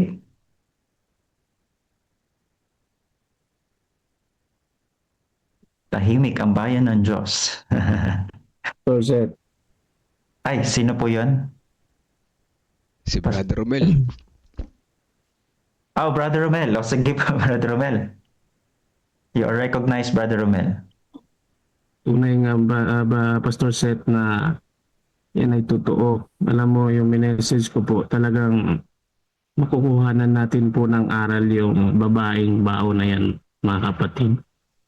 Na tunay nga po na mula nung aking pong nalaman ang kwento ng babae na yan, ay naantig po talaga yung puso ko sa babaeng yan. Kasi po, alam niyo po, mula nung ako ay naging Adventist, totoo, lagi ko pong sinasabi yan, na ang aking pong buhay noon ay talaga namang walang direksyon, walang patutunguhan, ano ba yung mangyayari pag ako ay tumanda na. Iniisip ko noon, ganun lang, pag nabuhay ka, dapat magtrabaho ka, maghanap buhay ka, tapos pag tumanda ka, mamamatay ka, ganun na lang.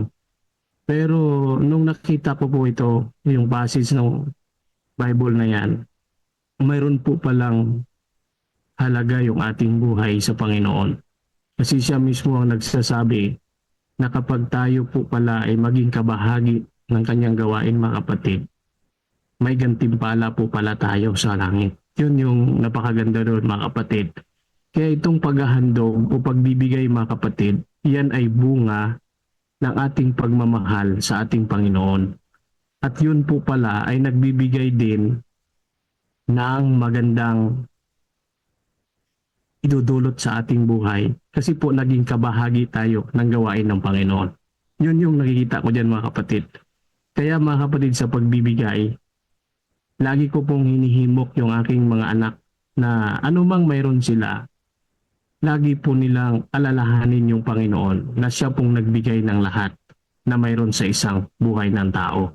Kasi kung titingnan nyo, mga kapatid, ang ating buhay ay galing sa Panginoon, yung lakas natin ay galing sa Panginoon, at ang lahat ng mayroon tayong pagpapala ay galing sa Panginoon. Ano po ang ating gawin? Ibalik natin ang sa Kanya, mga kapatid. Kasi po yan yung ating katungkulan. Kaya minsan, mga kapatid, tama yung sinasabi ni Pastor Jerry noon. Lagi ko pong naalala yan. Kapag mayroon tayong maliit na tinatanggap, faithful tayo sa pagbibigay sa Panginoon. Pag lumalaki na lumalaki at lumalaki at lumalaki yung pinagkakaloob ng Panginoon sa atin, nagtatanong na tayo sa sarili natin, mga kapatid, hindi na sa Panginoon. Sabi natin sa sarili natin, ibigay ko pa kaya ito masyado ng malaki. Kaya po kung ating titingnan, malaki man yan o maliit, mga kapatid, dapat nating ibigay ang sa Kanya. Kasi po, naniniwala tayo, mga kapatid, anhin mo yung yaman na mayroon ka, kung mayroon ka namang sakit, di ba? Mawawala din yun, mga kapatid. Kaya yun po yung paalala sa atin ngayong umaga.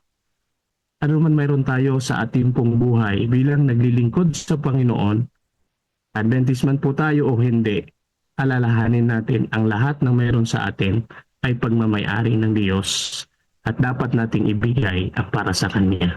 Yan lamang po at happy God first morning. Amen po, amen. Thank you po, Brother Romel, sa inyo pong inspiring na reflection at karagdagan sa ating pong mensahe.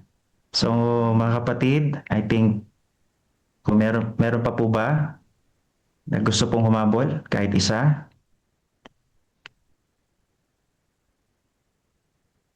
Okay, kung wala na po, ay tayo po ay dadako na po sa ating pong Garden of Prayer.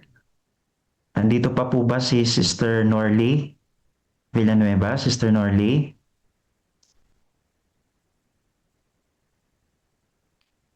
Gusto po natin siyang, kung okay po sa kanya, na mag-lead po sa adoration at saka confession. Para po... Hello po? Naririnig niyo po ako? Ayan, sige po. Wait lang po kayo, Sister Norly. Thank you po. Medyo mahina kayo po ang... Medyo mahina nga lang po. Thank you po. Thank you po, Sister Norly. Kayo po ang maglilid po sa ating pong adoration and confession. At sa atin naman pong Thanksgiving at supplication, pwede po ba nating i-request si Sister Net? Sister Net? Yes po, Pastor. Okay. Sige po, mga kapatid. Tayo po ay dadako na po. Ihanda natin ang ating mga puso sa mga kaya pong lumuhod. Kung kaya po nating lumuhod, ay sama-sama po tayong lumuhod sa presensya po ng Panginoon. At pangunahan po tayo ng ating pong dalawang kapatid. Sister Norly sa adoration and confession at si Sister Net naman po sa thanksgiving at supplication. Bago po sila mag-lead ay meron po tayong 1 minute para sa ating pong personal prayer. Sige po, tayo po ay dadako na po, mga kapatid.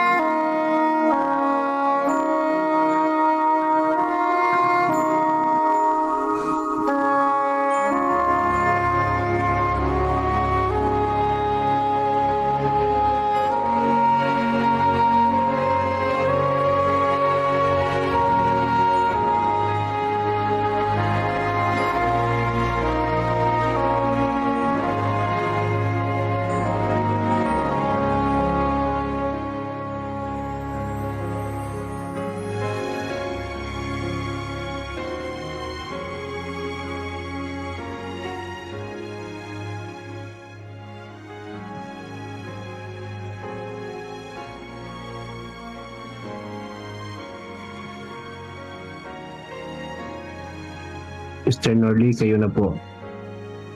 Mr. Norley. Yes po. Ama namin Diyos na buhay na makapangyarihan, nakatira sa kataas ng langit. Kami po'y lubos nagpapasalamat sa inyo, Amang Diyos, na kami ipatuloy yung tinutugunan sa aming mga dalangin, sa aming mga hiling, at lalong-lalo na sa pagbigay ng kapatawaran sa aming mga kamalian, at lalong-lalo na din po sa pagpuno niyo sa aming mga kakulangan. Maraming salamat, Ama, na kabila ng aming mga kamalian o mga kasalanan, kami inyong patuloy na patawad.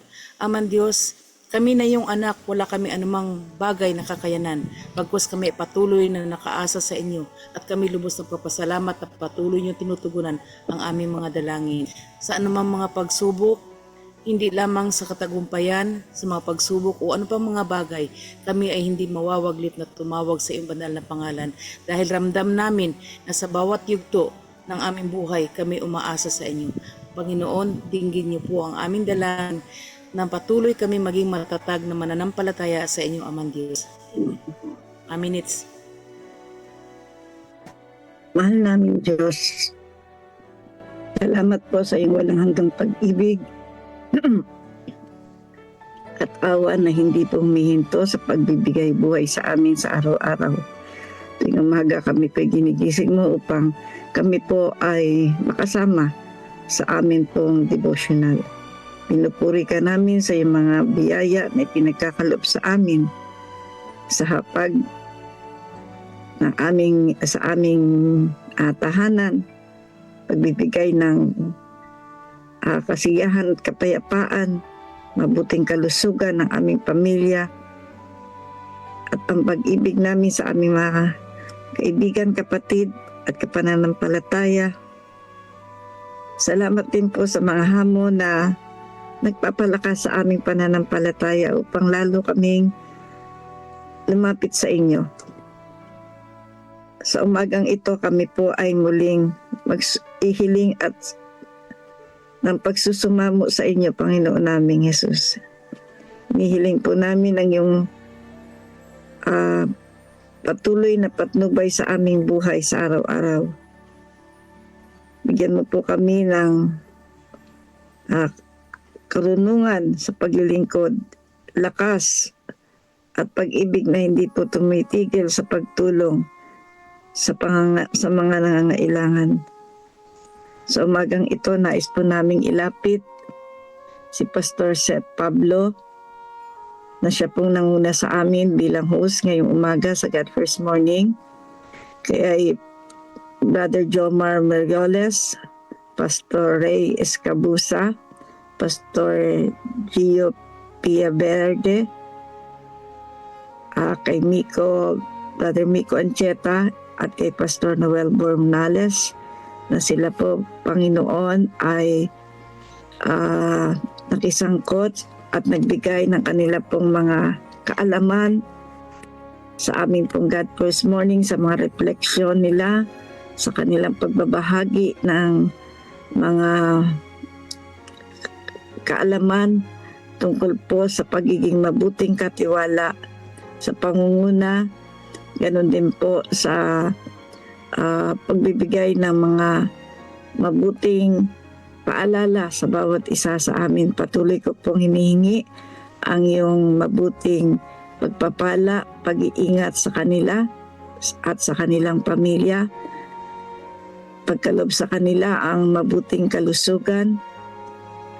Ingatan po silang lahat sa anumang mga gawa ng kaaway, mga karamdaman, mga pagsubok na kanila pong mga nararanasan.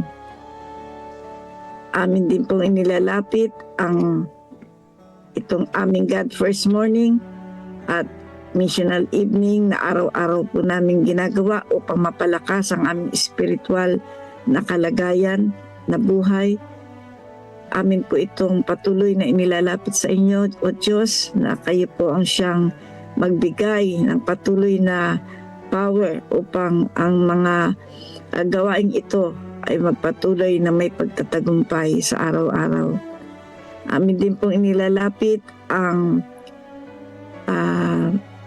Central Luzon Provinces Mission Headquarters Project na ang bawat pamilya ay maging kabahagi sa pagtatayo ng inyong bahay, tahanan na gagamitin upang mapaglagakan ng mga manggagawa. Amin pong inilalapit patuloy na ang bawat pamilya ay ilusin ang kanilang mga puso at ang kanilang mga isip na sila, Panginoon, ay makisangkot sa gawaing ito upang sa ikatatapos at saka sa ayos ng amin pong headquarters. Amin din po inilalapit ang first 100 days na goal po ng Central Luzon Provinces Mission. Alam namin, Panginoon, na hindi lamang 100 days ang aming binabantayan, kundi patuloy hanggang sa iyong ikalawang pagparito. Kaya po ito'y aming patuloy na inilalapit sa inyo. Ganon din ang youth camp meeting na gagawin po sa April 25 doon sa Klaa. Patuloy mo pong pagkalooban ng tagumpay at maging maayos ang lahat po ng mga bagay na dapat pong isaayos sa gagawing camp meeting na yon ng mga youth. Ganun din po ang dalawang buwan na ground preparation ng San Leonardo na mula po ito noong March 1 pa hanggang sa April 30. Patuloy, Panginoon, na ipagkaloob sa kanila ang mabuting preparasyon hanggang sa kanila pong maisagawa ang kanila pong gawain. Ganon din po ang South Zambales, San Isidro Church Crusade na gaganapin sa April 8, 17. Ngayon pa lamang, Panginoon, ay kanila nitong inilalapit sa inyo upang kayo, Panginoon, ang siyang gumabay sa kanila habang sila po ay naghahanda para sa krusada. Ganon din po ang krusada sa Barangay Hall ng Santo Cristo, San Antonio, Nueva Ecija na sisimulan sa March 16. Malapit na po itong mangyari hanggang sa March 20 na pinangunahan ni Brother Johnny Dilaw. Patuloy, Panginoon, na inyo pong tulungan ang mga kapatira na nakikisangkot at naghahanda para sa nalalapit na krusada. Ang church building sa Umpukan sa San Ildefonso, Bulacan, patuloy po namin nilalapit na bigyan din po sila ng mga sponsor sa kanilang mga pinansyal na pangangailangan habang kanila pong patuloy na itinatayo ang building na ito. Ganon din po ang SAIL Summer Scholarship Program, ang mga leader, ang mga estudyante na kinakailangan po sa kanilang missionary activities na ito na maging open sa kanila pong ginagawang ito upang magkaroon ng bahagi para po sa pag-aaral ng mga kapatid na gustong magkaroon ng scholarship. Amin din po inilalapit ang maayos at payapang flight para po sa mga direktor namin na nandun po sa ibang bansa. Ang kanila pong pagbalik dito sa Pilipinas, inyo po silang ingatan na makarating ng payapa at ligtas, makabalik dito ng ligtas. Dala-dala po nila ang lahat na mga mabubuting mga bagay na kanila pong naranasan doon sa kanila pong pinuntahan. Ang Towerville Church, Panginoon, na amin pong patuloy na inilalapit sa iyo. Ikaw ang nakakaalam ano ang iyong panukala para sa kanila. Kung sila pa po, Panginoon, ngayon ay nakakaranas sa mga bagay na nakalulungkot, pero alam namin, Panginoon, na ang patuloy na gabay ay binibigay mo at pinagkakaloob sa mga kapatid na nananatili hanggang sa panahon ngayon. Amin din po nilalapit ang kalusugan at kagalingan ng mga kapatid na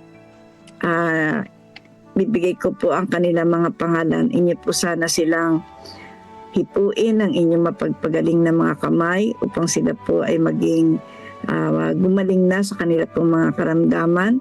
Tulungan po ang kanilang kalusugan, maibalik ang kanilang kalusugan at kanilang mga kung ano man po ang kanilang pangangailangan sa mga gamot na kanila pong tinitik. Inyo po itong bigyan ng inyo po itong tulungan na ito po ay magamit upang sila po ay gumaling at magkaroon po ng mabilis na kagalingan at mabuti ng kalusugan at may balik sila sa dati nilang mga pangangatawan. Si Hershey sa Hanaya, mataas po ang kanyang lagnat. Si Augusto Pineda, si Christine Aguilar, si Faustine Tihada, Leo Doblois, Norbita Serafin Jr., Daisy Navarro, Desiree Nicolas, Emerson Parcon, Carmelita Junio, Aurea Galang, Roberto Diaz, Trecia de Emanuel, Baby Justin Atison, Vilma La Chica, Leolenda Calanog, Rosario de Ocampo, Reynaldo Crisostomo, Danilo Esguera, Ira Palacio, Recovery from Operation. Lahat sila, Panginoon, na mga pangalang nabanggit ay nangangailangan ng inyong tulong, nangangailangan ng inyong paghipo sa kanila upang sila, Panginoon, ay gumaling anuman po ang kanilang nararanasan na mga karamdamang ito. Inyo po silang aliwin sa pamamagitan ng inyong mga pangako na ang bawat isa na nananampalataya at nagtitiwala sa inyo, Panginoon, walang imposible na sila po ay bigyan nyo ng kagalingan. Kaya po kami ay nagpapasalamat at patuloy ka po naming nararanasan ang iyong tulong sa amin pong mga prayer requests. Maraming po salamat, Ama. Marami pa pong mga kahilingan na hindi po nabanggit. Subalit alam namin, Panginoon, na babasa mo ang aming puso at ang aming isip kung ano ang kalagayan ng bawat isa sa amin.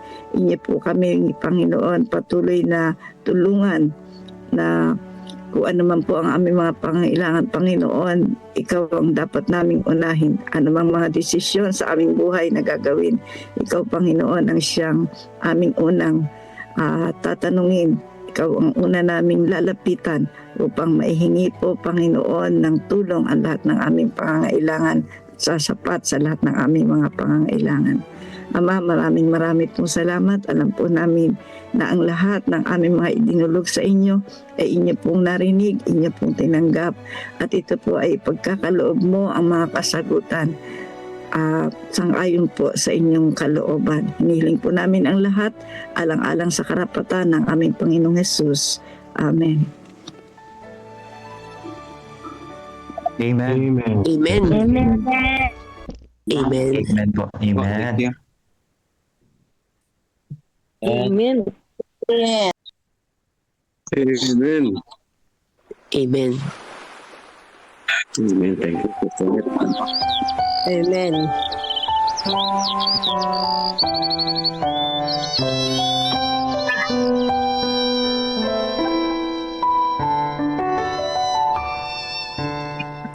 Kapag kay Kristo'y tayo'y magtatapat, sa lahat ng bagay ay magiging sapat. Sa bawat oras na matutupad, tiyak na kakamtin, walang hanggang buhay. Ang Diyos ay nangako sa mga taong tapat, sa lahat ng bagay ay magiging sapat. Atin siyang purihin sa lahat ng oras, awit ng pagluwalhati ating itaas.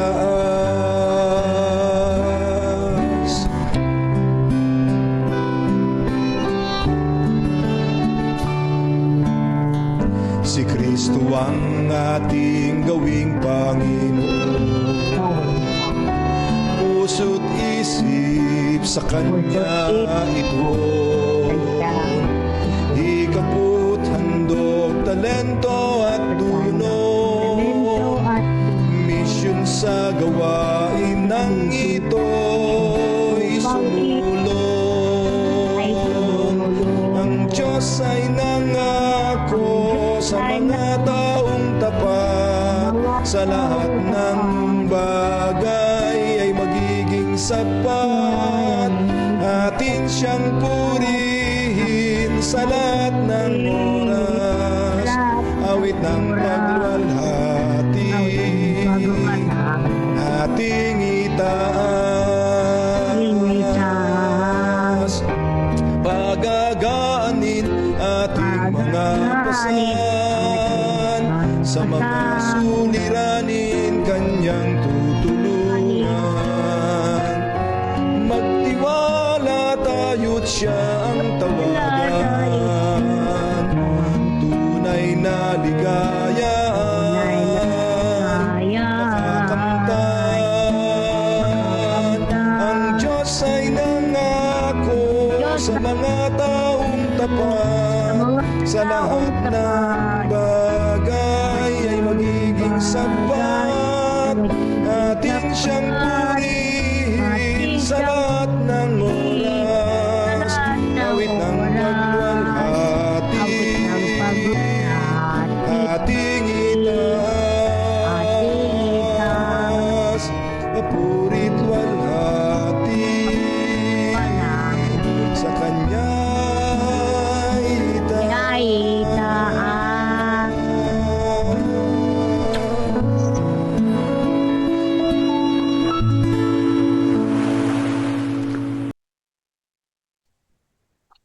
Amen. Pastor Noel? Okay, let us pray po. Mapagpala at dakila naming Diyos, maraming salamat po Panginoon sa iyo pong biyaya na pinakalob sa amin. Salamat Panginoon na ginising niyo po kami sa umagang ito, na taglay pa rin ang kalakasan sa aming pong pangatawan. At salamat sa panibagong buhay na aming pong tatamasahin sa maghapong ito.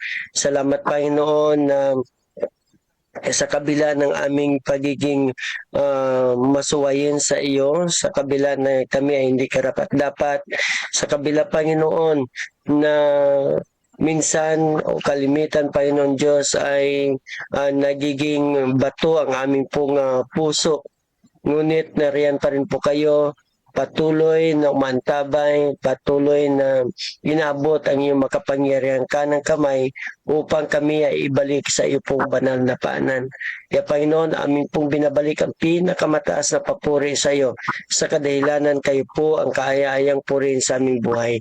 Salamat Panginoon sa mga aral na aming pong natutunan mula kanina sa Bible reading hanggang sa devotional at saka sa stewardship reading Panginoon. Amin pong nakita na kayo ay patuloy na kumikilos sa bawat puso ng inyo pong mga anak. At pinapadama po ninyo Panginoon na kami ay makasalanan at kami Panginoon Diyos ay nangailangan ng inyo pong gabay at ng iyo pong awa. Kaya ang aming pong tanging dalangin sa buong maghapong ito, nawa Panginoon Diyos ay gamitin niyo po kami inyong mabisang kasangkapan para sa mga tao na aming pong makasalamuha, sa mga tao na nakapaligid sa amin. I-anoint ang aming mga labi. Ganyan din Panginoon Diyos ang aming kilos, na hindi ang aming makasalanang buhay ang siyang makita ng mga tao, bagkus ikaw ang siyang makita nawa sa buhay namin, na sa aming pong presensya na kanila pong madama na kayo po ang siyang nangunguna sa bawat isa sa amin. Kaya Panginoon, pakaingatan kami sa lahat ng aming pong mga gawain sa maghapong ito. Ito po ang aming dalangin at hiling, kasama na po ang kapatawaran ng aming kasalanan sa pangalan po ng aming Panginoon Hesus. Amen. Amen. Amen. Amen. Amen. Amen. Chanting na po. Chanting po tayo. Chanting. Our joint statement. Make disciples of Jesus Christ, who lives as loving witnesses and proclaim to all people the everlasting gospel of the angels in preparation for his soon return. Our method, guided by the Bible and the Holy Spirit, central to our mission, pursue Christ-like living, communicating, discipling, teaching, and serving. The ambition, every church, a mission of the church. I am national. I think, I talk, I act, I plan, I live to move forward in God's mission. CLPM, we will go. Put God first and you will never be last. Never be last. Pastor Joe. Joey. Po ba si Pastor Joey? Wala si Wala Pastor po Joe. ata po. Wala po. Opo, at alam ko pong nasa gitna sila ng pagluluksa ngayon. Okay po. Sino bang pwede pong... Si Pastor, Sir Noel? Pastor John. Pastor Noel. Pastor John Beredo po. Ay, nandiyan ba si Pastor John? Sige po. Pastor Reyes Cabus. Wala yata si Pastor John. Kayo na lang po, Pastor Seth. Maganda po ito. Gagawin po ng ordain natin. Pastor Noel, pwede po ba si Pastor Noel? Bornales. Benediction lang po, Pastor. Sa umagang ito mga kapatid, inyong nasumpungan ang biyaya ng ating Panginoon at patuloy ninyong pamasain at pagyamanin ang pag-ibig ng Diyos Ama, ang patuloy din ng pagpapatawad ng Diyos Anak, at ang paggabay ng banal na Espiritu ngayon at magpakailanman. Amen.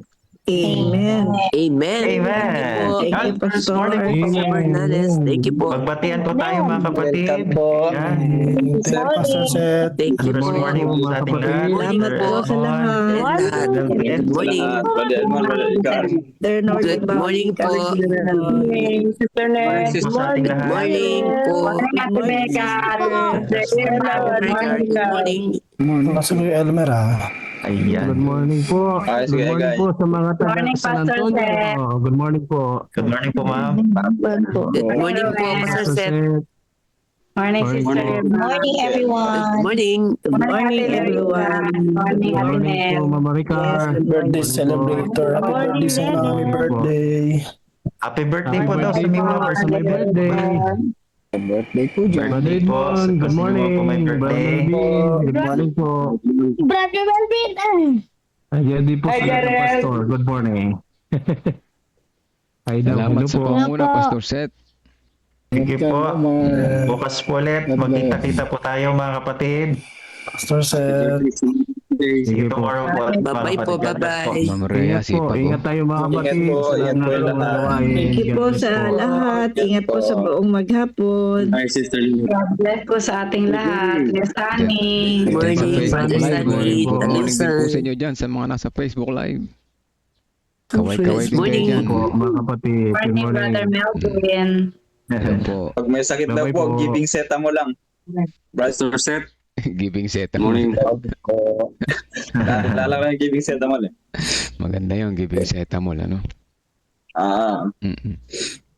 Amen. Hey, Okay po. Bye-bye na po. Bye po muna. Ingat po lahat. bye-bye. God bless po sa Out na po tayo in 5, 4, 3, 2, 1. Bye-bye po. Bye. Bye-bye. Salamat po mga Ingat po. kapatid. Bye. At dyan po natatapos ang ating God First Morning Devotional Program sa umaga na ito. Pagpalain po tayo ng Panginoon.